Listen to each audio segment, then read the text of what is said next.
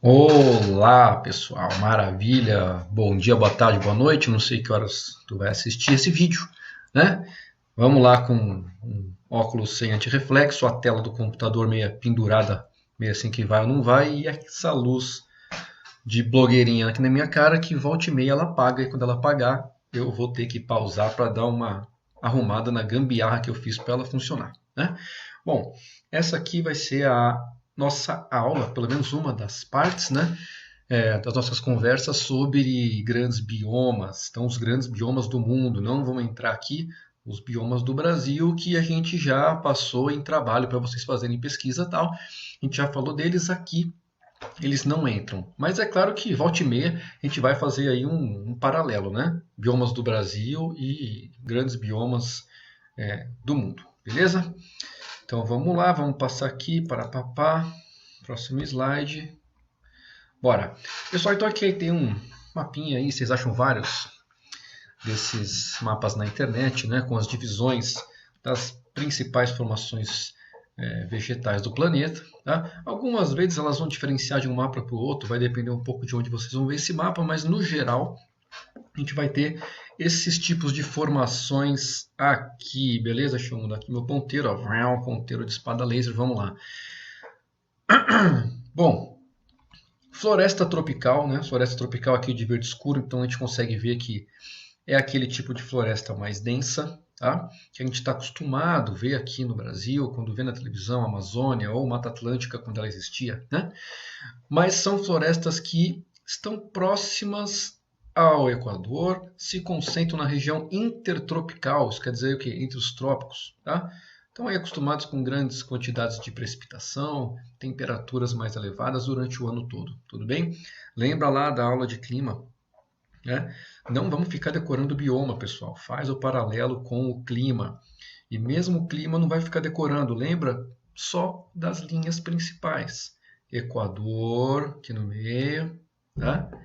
Trópico de Câncer ao norte do Equador e o Trópico de Capricórnio aqui abaixo. O que tem a ver essas linhas com os biomas? Tudo a ver. Se o clima vai ter uma grande variação conforme você varia a latitude, os biomas vão variar também.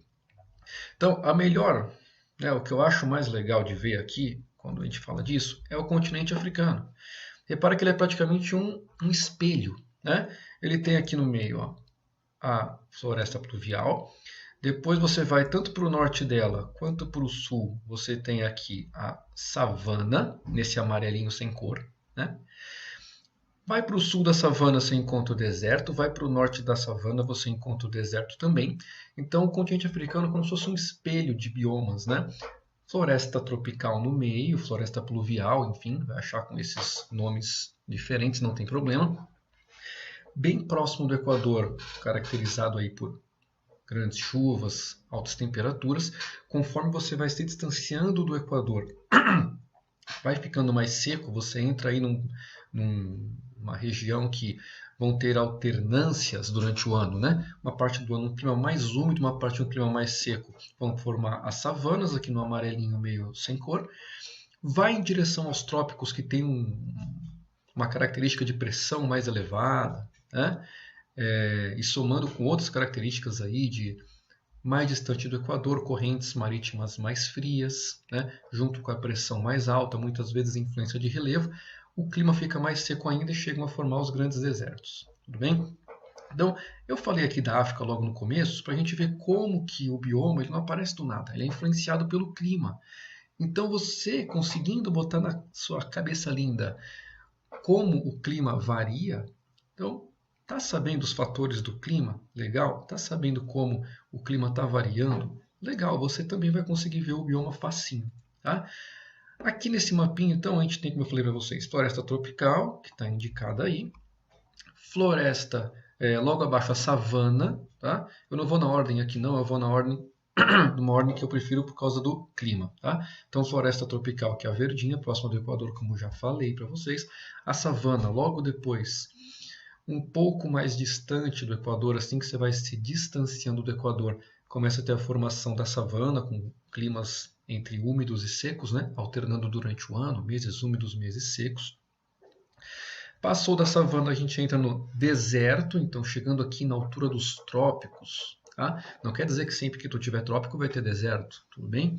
Mas os trópicos são regiões que naturalmente têm uma pressão um pouco mais elevada e isso leva a uma menor precipitação, favorecendo aí, é uma das características que favorece o aparecimento dos desertos. Tá bom?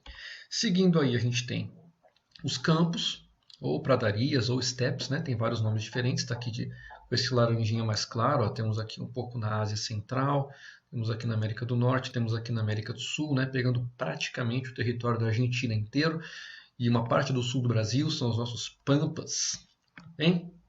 Temos aí os campos. Temos aí como próximo a vegetação mediterrânea, é esse laranjinha aqui, é um pouquinho mais escuro, né? Contornando aqui o mar Mediterrâneo. Pessoal, é um tipo de vegetação que a gente não tem no Brasil, raramente aparece nas provas, tá bom? Vestibulares, Enem, isso é muito raro. Mas é para você saber, caso apareça onde ela está, leva o nome então vegetação mediterrânea justamente por estar em volta do mar Mediterrâneo, que é esse pedacinho de mar entre o sul da Europa e o norte da África. Claro, esse pedacinho de mar aí tem vários nomes diferentes, nomes regionais, nomes locais, mas aí é o Mediterrâneo que deu o nome para a vegetação, beleza? E temos aí a próxima floresta temperada, então esse verdinho mais claro, ó, que temos aqui na América do Norte, temos aqui na Europa e na Ásia, né? Aqui na Europa, temos aqui também na Ásia, tá? É uma floresta já está acima do trópico de Câncer, então como já está afastada do Equador, afastada do trópico, tu já pode esperar aí climas muito mais extremos para o frio, né? E consequentemente a vegetação aí já sofre algum tipo de adaptação por causa desse frio, certo? E a taiga, que é o rosinha claro aqui, esse rosinha claro, taiga, nome de personagem do Thundercats, né? Desenho de velho, tudo bem, ninguém vai conhecer. Então aqui é a taiga, altamente conhecida aí como a floresta de pinheiros, né? Floresta do Papai Noel e assim vai. Floresta muito acostumada com frio, tudo bem? Bem longe do Equador. E para finalizar temos a tundra. Bem, é o rosa mais escuro aqui, tá? Olhando esse mapa, tu já pode perguntar para mim, professor, não tem taiga nem tundra aqui no Brasil? Não, não tem, né? Taiga, tundra, floresta temperada são biomas de latitudes médias e altas. Tá? Então você só vai achar esses biomas em locais com latitudes acima de 40, 45 graus. Tudo bem? O Brasil não chega nisso. E repara também que no hemisfério sul você não vai encontrar grandes manchas de tundra e taiga. Tudo bem? Por quê? O hemisfério sul tem muito mais oceano. O hemisfério norte tem essa parte de continente toda aqui em cima que permite o desenvolvimento desse tipo de vegetação. Aqui embaixo, se a gente encontrar características de taiga e tundra, vai ser na alta montanha. Isso não é um bioma, tá? Alta montanha, vamos ver mais para frente, é a influência da altitude, a influência do relevo na vegetação, tá bom? Então, se você tem, por exemplo, uma montanha muito alta, 5.000 metros de altitude, no Equador, não é porque ela está no Equador que a montanha vai ser quente, né? Porque a altitude, ou seja, o clima da alta montanha, ou altomontana, sem o H, não tem problema, tá? Também está certo. Esse clima de altitude vai fazer com que lá no alto da montanha você tenha neve, você tenha características de tundra e taiga, mesmo estando no Equador, beleza? E por último aqui o gelo, que esse mapa traz gelo, não sei porquê, porque gelo não é bioma nem vegetação, né? Na verdade, a Antártida é um grande deserto, um deserto gelado. Nós vamos ver isso mais para frente. Então, bora simbora. Então, beleza, vamos passar um por um aqui, algumas características de cada um que são importantes, tá certo? Então, primeira coisa aqui, o bioma, pessoal, ele é um conjunto de vários ecossistemas, tá? O que é um ecossistema? É um sistema composto pelos seres vivos, tanto animais quanto vegetais, dentro do seu habitat. E aí o bioma pega vários ecossistemas semelhantes e são agrupados em uma coisa só. Então, por exemplo, sempre esse exemplo com vocês, né? A Amazônia. Mostram várias imagens da Amazônia na televisão, imagens aéreas de avião. Quando você tiver a sua própria companhia aérea, tu vai voar também por cima da Amazônia e vai ver que é tudo floresta. Parece que é tudo uma coisa só. quando você vê de longe a Amazônia, parece que ela é toda uma coisa só, mas não é. Então você vê de longe, ela tem uma certa semelhança. Então é um bioma só, é aquele tapete verde, né, que tu vê. Mas se tu dá um zoom, ou seja, se tu aumenta essa escala, chega mais perto da Amazônia, tu vai ver que na verdade de perto ela é formada por vários grupos de ecossistemas. Então, por exemplo, tem aquela parte da Amazônia que está sempre dentro d'água. Tem aquela parte da Amazônia que quando o rio enche, ela está embaixo d'água, quando o rio baixa, ela está fora d'água. E tem parte da Amazônia que está sempre seca. Então, esses são só 3 exemplos, tem vários outros, né, que vão mostrar como o bioma pode variar. Só que são ecossistemas semelhantes, eles não têm uma grande diferença entre si. Então, são todos agrupados no mesmo bioma, tá bom? Então, o bioma, na verdade, é um conjunto de vários ecossistemas que tem uma semelhançazinha entre si. Maravilha. Eu e meu irmão, por exemplo, não aparecemos nada, né? Nós não somos ecossistemas iguais. Eu sou assim, dessa coisa que vocês estão vendo aí, e meu irmão é ruivo, não tem nada a ver comigo. Se juntasse eu e ele, não fazia um bioma, né? Quer dizer que onde o mato é tudo igual? A grosso modo, sim, né? Não deixa o professor de biologia, o Daniel, ver isso aqui que vai bater, tá? Porque não é onde o mato é tudo igual, né? Vê lá, é um conjunto de ecossistemas semelhantes. Mas, a grosso modo, generalizando e muito simplista, é onde você vê de longe e parece que tudo é a mesma coisa, tá bom? Mas vamos ver a partir daí, então vamos embora passar para nossa florestinha tropical. Vamos lá. Pessoal, caracterizado então por altas temperaturas, beleza? Índices pluviométricos, então, quantidade de chuva é elevada durante o ano todo, afinal, ela está próxima ao Equador, então a gente tem muita evaporação, muita umidade no ar, né? Relâmpago, esqueci deles, né? Vamos lá. Baixa resiliência, o que quer dizer isso? Esse tipo de floresta ele tem geralmente uma baixa taxa de recuperação, quer dizer que ela se recupera muito devagar. Tá? Fazendo um paralelo aqui então com o bioma brasileiro, a Amazônia, que é um dos representantes aí da floresta tropical, floresta pluvial, por que existe essa baixa taxa de recuperação? Então faz o asterisco aí no teu caderno. Tá? A Amazônia, ela em parte se nutre da matéria orgânica que ela mesma produz. Como assim? Né? Então você tem lá grande quantidade de árvores e de animais, fauna e flora. As folhas vão caindo dessas árvores, os animais vão morrendo ali, e isso vai gerando nutrientes para a própria floresta conforme essa matéria orgânica é decomposta.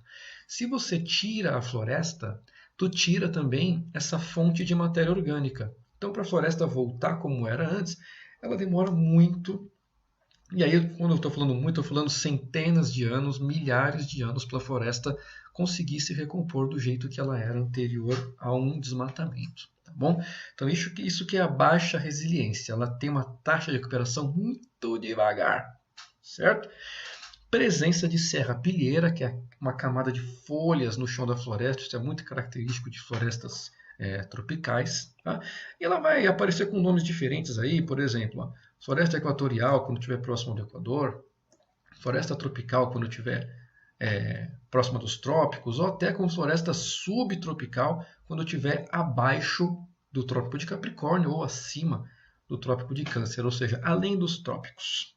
Beleza? Onde que ela está aqui no planeta? Onde que ela está no planeta? É só apertar no globite aqui, ó. Ih, caramba. Tem um pau aqui, ó. Globo, pronto, apertei. Então, é a mancha verde, né? São as manchas verdes. Então, as florestas tropicais, elas se concentram principalmente entre os trópicos. Quando a gente fala que é subtropical, por exemplo, essa partezinha aqui, ó, fica abaixo do Trópico de Capricórnio.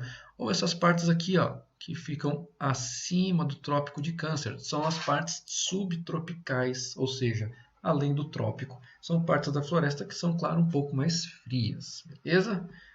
Então vamos lá. Papapá, a gente já passou por aqui, raio, resiliência, serrapilheira e algumas características desse bioma, então, internas. Então, como a floresta ela é muito desenvolvida, já que está com muita quantidade de chuva, muita quantidade de energia, proximidade com o Equador, trópico e tal, então ela é dividida em vários estratos. O que são esses estratos? Como se fossem andares da floresta.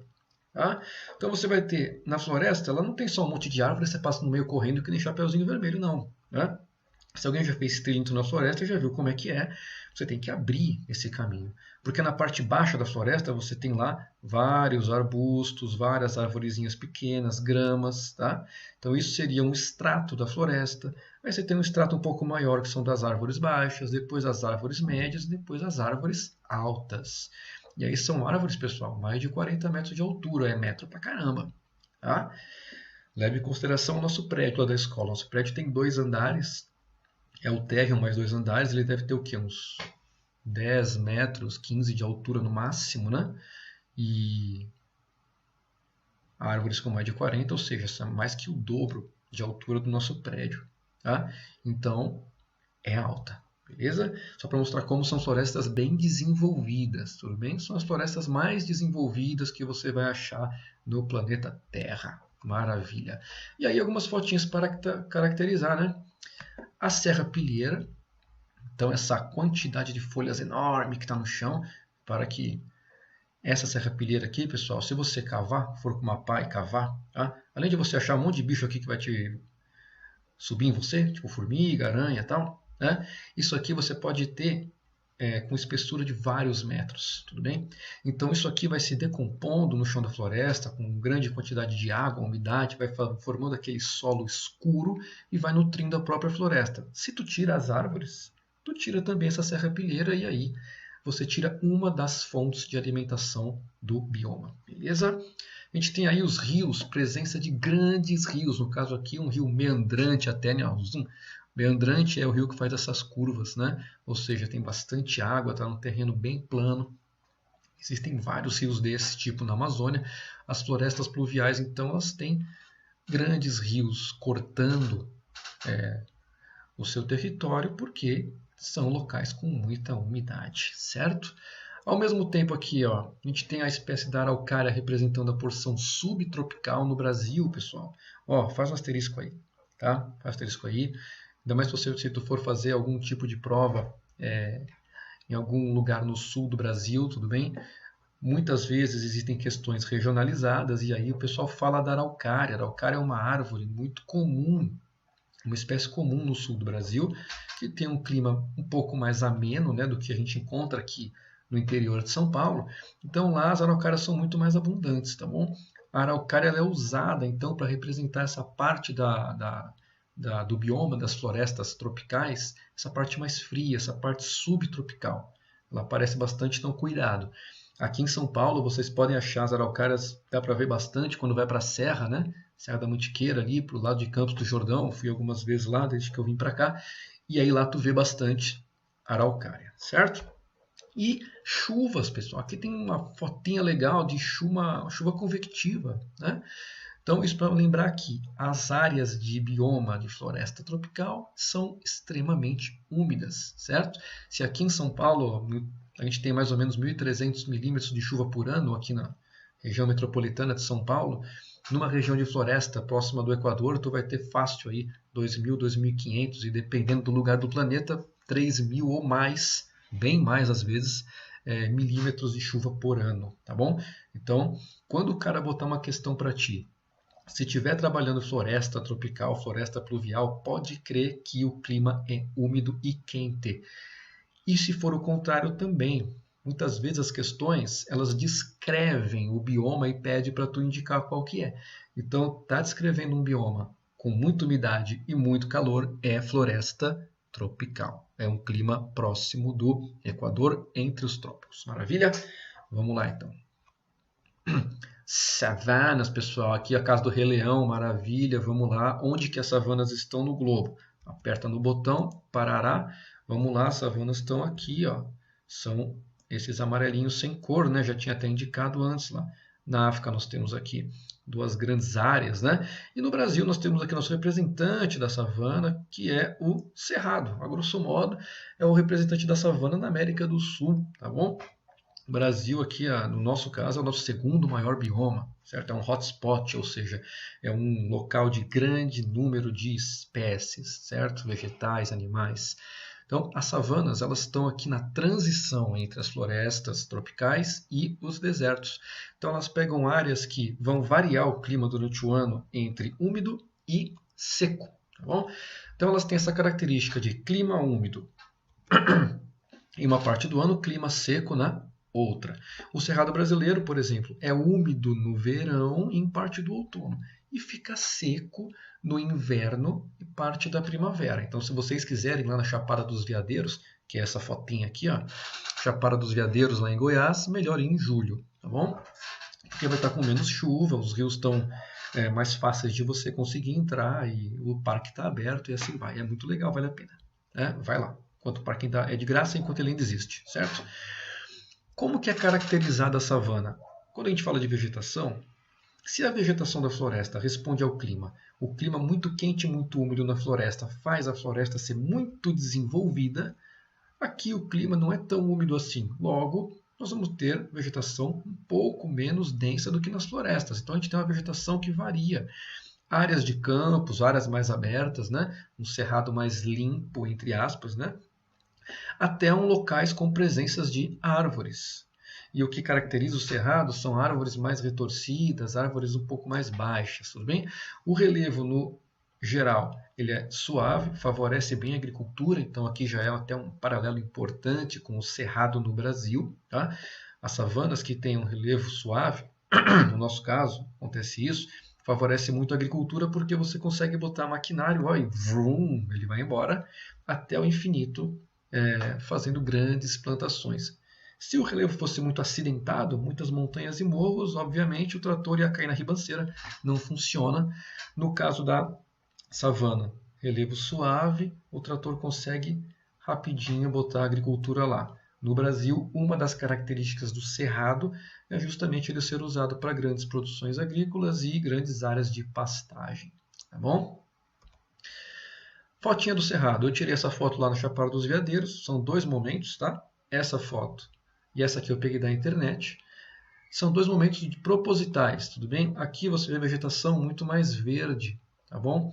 E esse muito mais verde quer dizer que está no período úmido. Aqui tu vê a vegetação, por mais que essa foto deve ter algum tipo de filtro, tu vê a vegetação já bem mais amarelada. Então quer dizer, isso aqui já foi tirado num período mais seco do ano. Repara como as árvores elas são bem mais baixas do que nas florestas, elas têm um espaço muito maior entre uma e outra, então a vegetação não é tão densa quanto nas florestas tropicais, tá? E elas são caracterizadas por esses galhos retorcidos, né? Geralmente as árvores apresentam esse tipo de configuração. Uma característica que aparece muito nas questões que envolvem biomas aqui no Brasil, que falar do cerrado, é a característica do solo do cerrado. Bem, o solo do cerrado aqui no Brasil ele tem excesso de alguns elementos, por exemplo, alumínio, que tornam o solo um pouquinho mais ácido que o normal, ou seja, um pH um pouco mais baixo. Tá? Isso faz com que as plantas tenham um pouco de dificuldade para se desenvolver lá. Então, inclusive, para fazer plantações no cerrado, os produtores têm que fazer uma correção do solo e muitas vezes usar uma semente transgênica. O que é uma semente transgênica? Uma semente que foi modificada e aí com essa modificação ela consegue se desenvolver melhor, com um clima um pouco mais seco, com um solo um pouco mais desfavorável. Tá? Esse vale um asterisco no teu caderno. Características do solo do cerrado aparecem bastante nas suas provas. Beleza? Vamos lá para o próximo, desertos. Maravilha, onde os desertos estão no nosso planeta. São aqui então as manchas amarelas com cor, né? Temos aqui na América do Norte, ali o deserto da área 51, né, onde ficam os ETs. Temos aqui na América do Sul o deserto do Atacama, tá? Tá de amarelo aqui a Caatinga do Brasil, porque o mapa traz de amarelo, ó, desertos e áreas semiáridas. A Caatinga não é um deserto, tá, pessoal? Ela é uma área semiárida, certo? Temos aqui o deserto do Saara e da Arábia, tá? Então, são praticamente um contínuo do outro, né? Tem características bem diferentes, principalmente de relevo. Mas no mapa aqui parece um contínuo do outro, são os maiores, juntando, né? O deserto do Saara é o maior deserto quente do planeta. Aqui embaixo a gente tem o deserto da Namíbia, da África do Sul, né? Considerado o deserto mais antigo. Algumas pesquisas mostram que o Atacama também é bem antigo, mas aqui é um dos desertos mais antigos, então, do mundo, se não for o mais antigo, aqui o deserto da Namíbia, tá bom? E aí temos aqui alguns desertos também na Ásia Central, o deserto de Gobi aqui no norte da China, Mongólia, e na Austrália temos o famoso Outback, né? Que nomeia aqui a área mais seca da Austrália. Esses desertos, pessoal, repara que quando vai cair questão de deserto, o cara pode fazer um cruzamento com o clima. Lembra que para você ter formação de deserto, eu vou até botar um slidezinho aqui ó, a mais. Ó. Formação de deserto, pessoal, a gente vai contar com principalmente 3 elementos. Vou escrever aqui, ó, mentos. Pá. Principalmente 3 elementos, pessoal, para o deserto ser formado. Primeiro deles, tá? Eles são formados em, primeiro aqui, ó, o que vai influenciar? As correntes, ó, agora saiu bonitinho, ó. As correntes frias, as correntes marítimas frias, tá? O que elas têm a ver? Pessoal, lembra lá que correntes marítimas frias, elas vão ocasionar uma queda na temperatura local, elas vão também fazer uma diminuição da precipitação local, favorecendo então uma atmosfera mais seca e favorecendo então o surgimento de deserto. Lembra que deserto é uma área com muito pouca pluviosidade, ou seja, muito pouca umidade, muito pouca chuva, e aí leva também a pouca biodiversidade. Então, correntes frias vão fazer os desertos aparecerem. Segundo lugar aqui, você pode ter o relevo, tá? O relevo ele pode servir como um escudo. Lembra que você pode ter aquela sombra, o relevo, ele pode bloquear a umidade de um lado e aí do outro lado dele vai passar um ar muito mais seco, favorecendo então que tenha menos chuva, né? A terceira coisinha aqui são as altas, cortou o T, altas pressões atmosféricas, AOS. Pessoal, lembra lá que um local de alta pressão é um local onde, a grosso modo, o ar ele é forçado para baixo. Então, ele prejudica a formação de nuvens. Para formar as nuvens, o ar tem que conseguir subir, ascender para condensar a umidade e aí chover, né? Então, você juntando esse, juntando todos, a gente tem locais mais favoráveis para surgimento de desertos, beleza? Então, esses locais no mundo aqui juntam esses elementos. Próximo dos trópicos, tanto o trópico de Câncer ao norte quanto o trópico de Capricórnio ao sul, são áreas no mundo de altas pressões. Isso acontece por causa da circulação global da atmosfera, a gente viu isso no ano passado, né, no primeiro ano. Então, essa alta pressão junta com correntes marítimas frias. Então, no caso aqui do nosso Atacama, né, vem a corrente marítima fria aqui de Humboldt, ela vem aqui do sul, bate na América do Sul, sobe e traz uma água muito gelada para cá. E a gente ainda tem aqui na América do Sul os Andes e outras cordilheiras litorâneas que vão impedir que o ar já ressecado pela corrente fria entre no continente. Então a gente junta aqui trópico, corrente fria e relevo. Juntou os três, forma o Atacama, no caso o deserto mais seco do planeta Terra. Tá bom? Mais características de bioma. Esquece, para de falar de clima, cara. Vamos lá. Então, ó, tem amplitudes térmicas muito grandes. Isso quer dizer o quê? O que é uma amplitude térmica? É a diferença entre a temperatura mais quente e a temperatura mais fria. Tá? Então, nos desertos, você pode facilmente encontrar durante o dia 40, 35, 45 graus e durante a noite 15 graus, 10 graus, às vezes até menos. Tudo bem? Isso é a grande amplitude térmica causada principalmente pela continentalidade. A ausência de umidade no ar faz com que a amplitude térmica seja muito grande. Lembra daquele negócio, né? Quando tu tá no banheiro e tu liga o chuveiro para tomar banho, aquele vapor desgraçado ocupa o banheiro inteiro. Parece que tu nem sente frio quando o chuveiro desliga, né?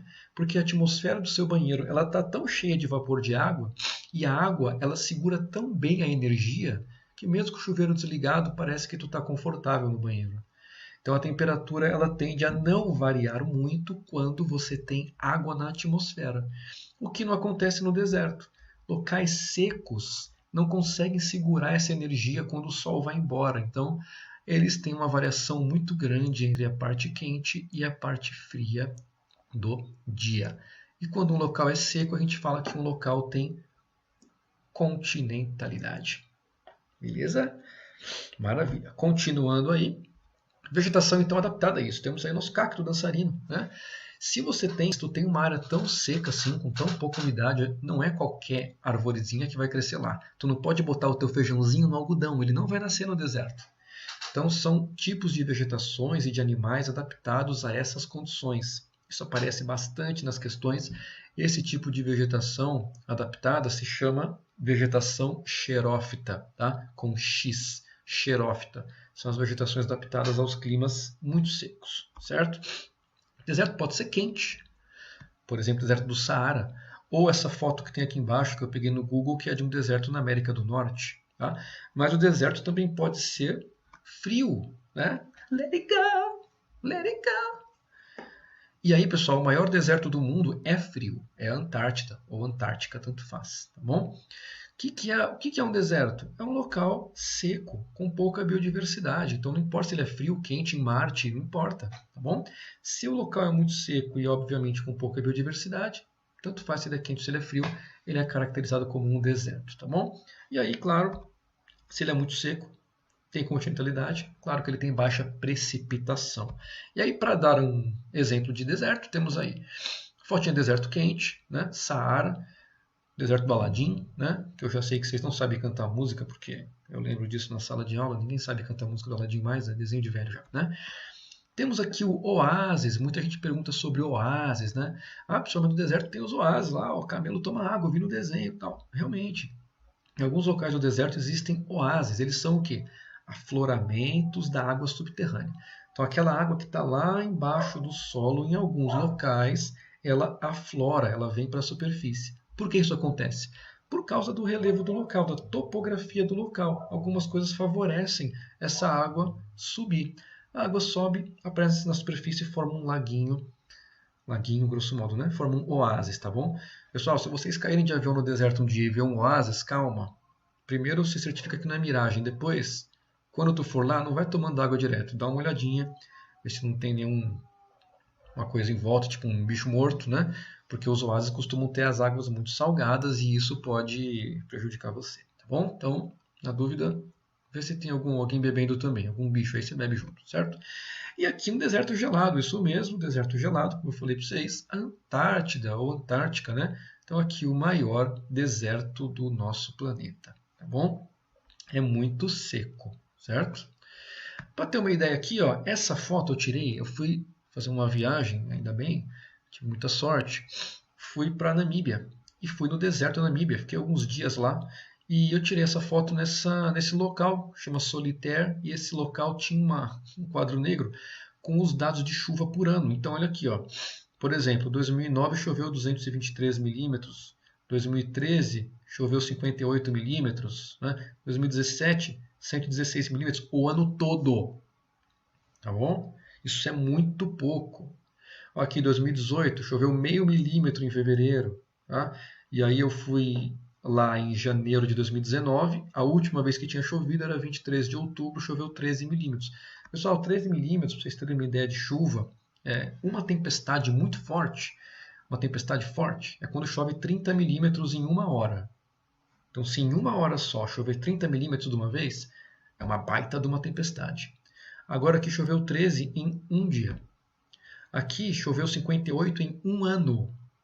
Então, vocês terem uma ideia como o local é seco. Tá? Então, aqui o quadro negro marca a quantidade de chuva por ano em Solitaire, que é uma localidade na Namíbia. Para vocês terem uma ideia de comparação, aqui em São Paulo a média anual é de 1.300 milímetros por ano, aproximadamente, tá? Na região metropolitana de São Paulo, 1.300 por ano. Acho que se você somar tudo isso aqui, ó, desde 2009 até 2018, não deve chegar a 1.300, não chega, né? 2, 6, 7, 8, 9, 1.000... Ah, não, chega a 1.300 sim. Mas imagina, para a gente conseguir a média de São Paulo em um ano, você teve que chover aqui praticamente 9 anos, tá bom? Então, é muito seco, certo? E o Atacama, que é mais seco ainda, passa facilmente mais de anos sem chover, tudo bem?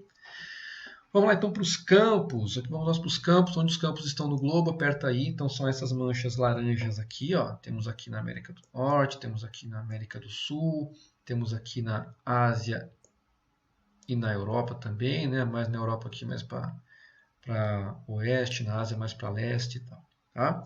Então temos aqui nesses lugares os campos. Pessoal, campos são áreas caracterizadas por áreas de relevos muito suaves. Não é à toa que existe o campo de futebol, porque é uma área bem plana, sem vegetação, só com grama. Então isso caracteriza os campos. Tá?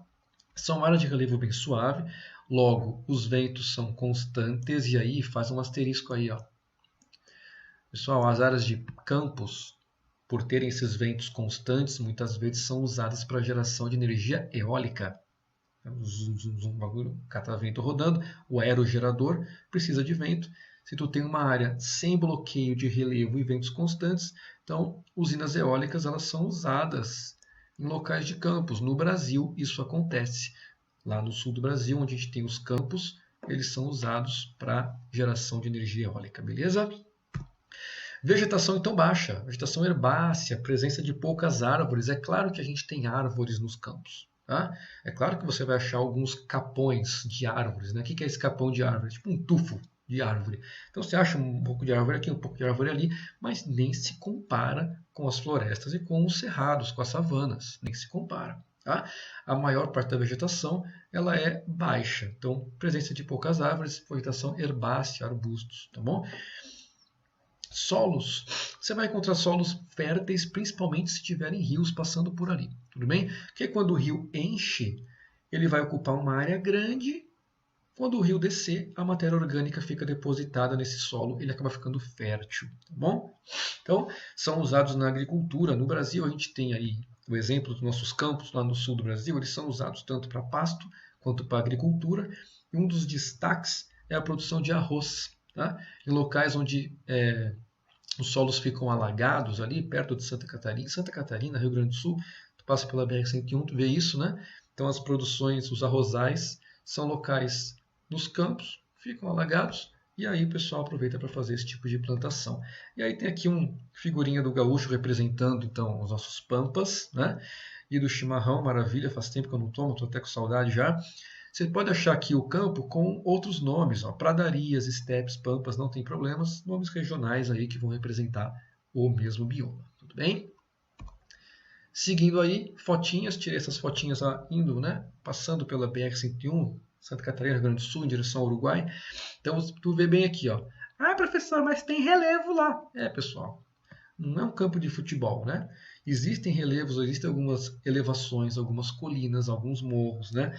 Em alguns locais, Santa Catarina, tu vê até a serra de fundo quando está ali na planície litorânea, depois tu vê a serra, os campos são lá em cima, então existe um relevo, tá? Mas no geral eles são bem planos. Então repara aqui a vegetação bem baixa no primeiro plano da foto. Olha aqui, ó, a outra. Isso aqui é no Rio Grande do Sul, né, na reta infinita que tem 40 km de reta lá antes de tu chegar no Uruguai. Então, aqui, olha só. Você vê até o infinito, você não vê praticamente ondulação nenhuma, ondula muito pouco, né? Usado aqui para pasto, tá bom? Beleza, vegetação mediterrânea. Aqui a gente passa rapidinho, tá, pessoal? É mais para a gente falar porque estava no mapa, então vamos falar. Então, como eu falei para vocês, leva o nome aqui, ó, do mar Mediterrâneo, que é essa porção de mar entre a África e a Europa. Então, essa corzinha meio laranja escuro, tá bom? É caracterizada da mesmo modo que a savana por regiões, né? São regiões com climas que têm alternância entre quentes e secos e amenos e chuvosos durante o ano. Então você tem parte do ano que vai ser úmida, parte do ano que vai ser seca, tá bom? Então a gente tem, muitas vezes aparecem algumas notícias lá da Europa, na nossa televisão, aqui na televisão do Brasil, quando tem ondas de calor, na parte sul da Europa, Itália, França, Espanha, Portugal, ondas de calor muito forte, de 40 graus. Ao mesmo tempo, também é local que neva. Tá? Então, a vegetação mediterrânea ela vai transitar entre o deserto e a floresta temperada. Então, ela vai ter é como se fosse uma savana mais fria. Então, ela tem a característica de alternâncias de climas úmidos e secos, porém, está mais distante do Equador, então acaba tendo temperaturas mais baixas, certo? Mesma coisa da savana, vegetação não é muito densa, espaçada, arbustos e árvores. Aqui a gente tem árvores características, como as oliveiras, que produzem as azeitonas, né? Daí se tira o azeite e tal. E algumas fotinhas aqui. Ah, que bonito, professor, quando eu casar eu vou para lá. Pessoal, para que casar? Né? Mas vai para lá, mesmo casando, solteiro, não interessa. Realmente são locais muito bonitos. Tá? Mas aqui, fora a beleza do lugar, dá para a gente ver o quê? Que a vegetação ela é bem baixa, ela não é tão densa, tem muita rocha exposta. Então, vai mostrar aí que o clima realmente não é tão úmido assim, ilustrando bem essa alternância de uma parte do ano seca a uma parte do ano mais úmida. Beleza? Essas fotos peguei na internet, são lá da Itália, que se me engano é na Sardenha. Tem até essa torrezinha que é famosa lá, acho que é em Santa Teresa, o nome da cidade. E aqui, se me engano, é Capri, na Itália também. Bom, floresta temperada, o pessoal costuma aparecer, inclusive nos desenhos, né? Nos desenhos da Disney tem bastante. Então vai ter um clima temperado. O que é isso? É um clima mais ameno. É muito caracterizado pelas folhinhas amarelas, laranjadas, vermelhadas que caem no inverno. Tá? Onde que essa floresta está aqui no planeta? Vamos apertar no globinho. Opa, volta, aperta no globinho. É aqui essa manchinha verde mais clara, né? Então temos aqui uma grande representação na Europa, na América do Norte, um pouquinho aqui na Ásia também, na Oceania. Tá? Essas florestas têm uma característica muito grande que é a vegetação decídua. Pessoal, a vegetação decídua quer dizer a vegetação que perde as folhas uma parte do ano. Isso a gente tem, inclusive no Brasil também, não tem que ser na floresta temperada apenas, tá bom? Mas na floresta temperada, ela tem uma grande quantidade de espécies que são assim. E ela é justamente caracterizada por essa mudança na vegetação. Então você tem, ó, aqui é uma sequência de fotos tirada por drone na Polônia. Tá? Então você tem a vegetação durante um período do ano, depois mudou o período do ano, está muito mais verde, então quer dizer, aqui é o verão, nessa primeira parte era outono, foi para o verão, olha como muda, tem até aqui a sombra do drone, ó, né? Foi para o verão, foi para o... agora sim, outono, era primavera, verão, agora sim, outono, e aí entra no inverno. Então repara como tem uma mudança grande, né? Aqui no Brasil as florestas mal variam, porque o nosso inverno e verão, eles não têm uma diferença tão grande assim, né? A gente está falando no Brasil de temperatura que no inverno vai fazer 10 graus, aqui em São Paulo, por exemplo, quando está frio, e na parte quente vai fazer 30 graus. Agora aqui nessa floresta, pessoal, a gente tem uma diferença da primavera e do verão, que pode chegar a 30 graus também, mas quando tu passa para outono e para inverno, tu chega a menos de zero. Então a diferença é muito maior e a vegetação tem que se adaptar a isso, tá bom? Então você tem essa grande mudança da paisagem conforme as estações do ano vão mudando. É a maior característica da floresta temperada, tudo bem? Taiga. Taiga está onde no planeta? Vamos ver. A taiga é essa mancha rosinha mais clara aqui, ó. Tá? Um rosinha mais claro está aqui ocupando toda a parte da América do Norte, toda uma faixa ali na Europa e na Ásia, pegando ali grande parte da Sibéria, na Rússia. Né? O que essa taiga é? É a floresta de pinheiros, famosa floresta de coníferas. Então, como está numa latitude muito alta, ou seja, muito longe do Equador, lembrando que o Equador é a latitude mais baixa de todas, né? Zero grau no Equador. E quanto mais longe do Equador, mais alta é a latitude. Então, elas estão em latitudes altas, tudo bem? Isso quer dizer o quê? Pouca energia do Sol, então um clima frio durante o ano, certo? Isso leva então a vegetações adaptadas e o Papai Noel mora lá, né? O Papai Noel vem da taiga. Então, as coníferas, os pinheiros, são vegetações adaptadas ao frio e são muito características da taiga. Veja a fotinha aqui embaixo, ó. Parece que é uma floresta de uma árvore só. Na verdade, não, né? Possui várias variações de espécies. Só que de longe parece que é uma coisa só, tudo bem? Porque são espécies coníferas, espécies de pinheiros, tá bom? Animais também adaptados à variação do clima junto com as plantas. E aí tem a foto, ó. Inverno, tudo nevado, congelado. Verão, tá? Pessoal, taiga não é um bioma que costuma aparecer nas provas também, certo?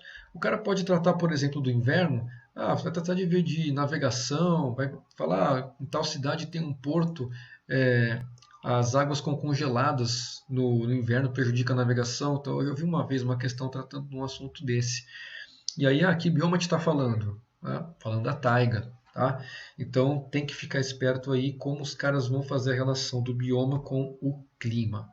Então, inverno extremo e verão, mesmo você estando no verão, você tem aqui presença de neve, né? Presença de neve nas montanhas, mesmo estando no verão, tá bom? Porque é um local frio. E aí repara vários pinheiros, parece que está tudo um monte de palho de dente espetado, né? Vamos lá então para o nosso último bioma, fechando aqui. E a minha luz travou. Calma aí. Opa, voltou. Tundra, né? Tundra, onde está no planeta Tundra? Vamos apertar lá. Tundra é o nosso último bioma, é o mais extremo, né? Ele está aqui em cima, ó, esse rosa mais forte. Então a gente tem acompanhando todo aí o círculo polar, né? Acompanhando o círculo polar norte inteiro ali, né? Por que não tem no sul? Se tivéssemos continente aqui no sul, que não tivesse congelado permanentemente, que nem a Antártida, teríamos tundra também, tá? Mas nós não temos continente próximo do círculo polar aqui, ó, nessa área do sul, onde a gente teria taiga, tundra. Então a gente não tem esses biomas aqui, tá bom? Tundra, clima frio demais, tá? Por ser tão frio assim, nem o pinheiro do Papai Noel nasce lá. Então a gente não tem presença de árvores. A gente tem vegetação como o quê? Gramas, musgos, líquens, pequenas plantinhas que vão conseguir brotar na época do ano que não tem neve nem gelo. Como esse bioma está ali no círculo polar, às vezes acima do círculo polar, ele está sujeito àquelas noites de 24 horas, às vezes meses, sem a presença do sol. Tá? 2 meses e meio, 3 meses quase, né? Sem a presença do sol. Então é claro que tu não consegue, com isso, desenvolver grandes vegetações. Então vão ter aqui vegetações mais baixas, e só quando tiver o verão, né? Quando está no inverno, está tudo congelado, tá bom? Então, presente aqui nos extremos do planeta, extremo norte do planeta, e uma coisa muito importante, que o que costuma aparecer da tundra nas questões é justamente isso, é o permafrost. Aqui, ó. Isso aqui costuma aparecer. Faz um asterisco aí, porque apesar de não termos tundra aqui no nosso país, o permafrost ele tem aparecido, nossa, que asterisco feio, ele tem aparecido nas questões ultimamente, principalmente quando se trata de aquecimento global. Tá bom, pessoal? Como que ele aparece? O permafrost, a própria palavra já diz, perma de permanentemente e frost de congelado. Então é um solo congelado, um solo permanentemente congelado. Quer dizer que durante o ano todo esse solo está congelado, não importa se é verão ou inverno. Como está muito longe do Equador, a temperatura é tão baixa que o solo fica congelado o ano todo. O que tem a ver com o aquecimento global? Esse solo está congelado e junto com ele existem algumas bolhas de gases aprisionadas nesse solo. Conforme o mundo vai aquecendo, esse solo vai descongelando e esses gases são liberados para a atmosfera e eles vão ajudar a potencializar o efeito estufa e aumentar o aquecimento global. Tá bom? Então, o permafrost aparece assim nas questões, certo?